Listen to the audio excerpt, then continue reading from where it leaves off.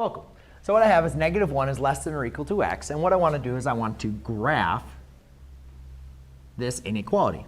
So the first thing we need to do, though, is we need to make sure we understand and we read this correctly. Because what it says is negative 1 is less than or equal to x. And a lot of students always say, oh, whenever I see the inequality sign, that's where you graph it, right? And that's a lot of times that's true when we read it from left to right and the inequality is written from left to right, meaning my variable is first. So yes, this inequality, x is greater than 4. That means, yes, my arrow is going to shoot to the right, but I've wrote it with my variable first. So in this case, you can see that I have negative 1 is less than or equal to x. So that does not mean my values are going to go to the left, because let me show you.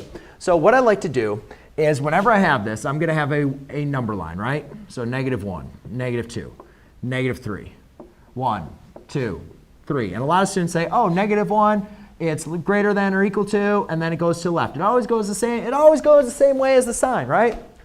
Not always.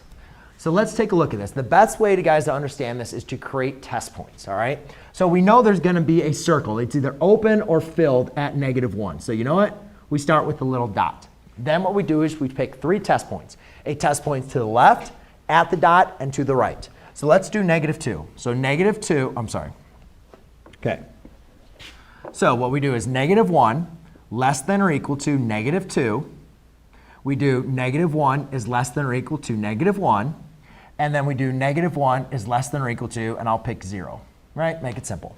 So now what we like to do is say this out loud. And remember, this symbol says less than or equal to. Okay? So is negative 1 less than or equal to negative 2? Well, if you owe somebody $1 compared to owing them $2, owing them $2 means you're going to be more in debt, right? Meaning you'd have less money. So therefore, this is false. So at negative 2, false. Is negative 1 less than negative 1? No. Or equal to? Yes, it is equal to. So that's not false. That's true. Then, is negative 1 less than 0? Of course it is. So at 0, that's true. So if my point is true, that's why we know we're going to now have a shaded circle.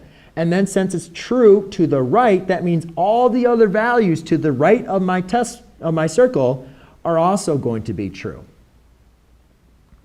All right, and the other way, ladies and gentlemen, you can do this if you like doing, oh, which way the arrow's pointed, always just rewrite your inequality so you're solving for the x. So it says x is greater than or equal to negative 1, so that would look like this. So there you go, ladies and gentlemen. That is how you solve and graph an inequality. Thanks.